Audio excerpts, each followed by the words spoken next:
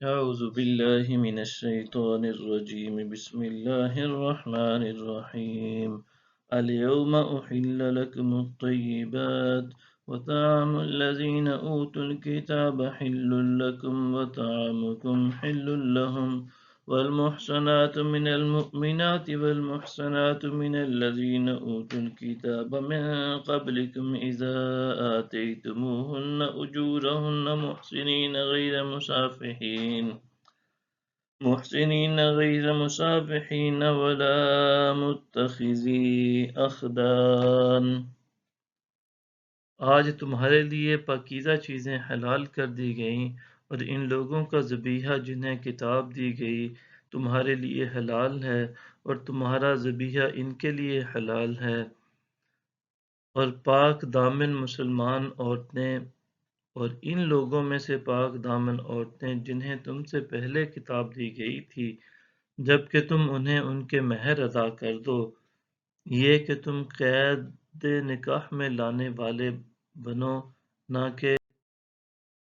اعلانیہ بدکاری کرنے والے اور نہ خفیہ آشنائی کرنے والے۔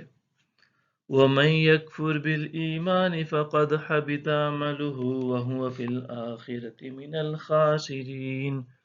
اور جو شخص ایمان لانے سے انکار کرے تو اس کا سارا عمل برباد ہو گیا اور وہ آخرت میں بھی نقصان اٹھانے والوں میں سے ہوگا۔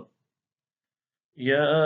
ایہا الذین آمنوا اذا قمتم الى الصلاة فاغسلوا وجوہکم وایدیکم الى المرافق وامسحوا برؤوسکم وارجلکم الى الکعبین وَإِن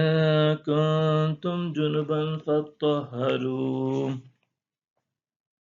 اے ایمان والو، جب نماز کے لیے کھڑے ہو تو اپنے چہروں کو اور اپنے ہاتھوں کو کوہنیوں سمیت دھو لو اور اپنے سروں کا مسح کرو اور اپنے پاؤں بھی ٹخنوں سمیت دھو لو، اگر تم حالت جنابت میں ہو تو خوب پاک ہو جاؤ۔ وَإِن كُنتُم مَّرْضَىٰ أَوْ عَلَىٰ سَفَرٍ أَوْ جَاءَ أَحَدٌ مِّنكُم مِّنَ الْغَائِطِ أَوْ لَامَسْتُمُ النِّسَاءَ فَلَمْ تَجِدُوا مَاءً فَتَيَمَّمُوا صَعِيدًا طَيِّبًا فَامْسَحُوا بِوُجُوهِكُمْ وَأَيْدِيكُمْ مِنْهُ مَا يُرِيدُ اللَّهُ لِيَجْعَلَ عَلَيْكُمْ مِنْ حَرَجٍ وَلَٰكِنْ يُرِيدُ لِيُطَهِّرَكُمْ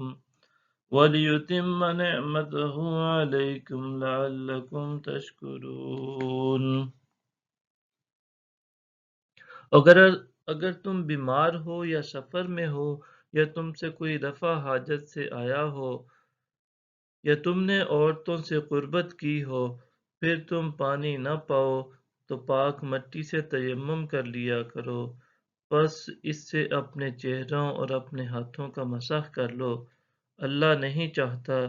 کہ وہ تمہارے اوپر کسی قسم کی سختی کرے، لیکن وہ یہ چاہتا ہے کہ تمہیں پاک کر دے اور تم پر اپنی نعمت پوری کر دے تاکہ تم شکر گزار بن جاؤ۔ صدق اللہ العظیم۔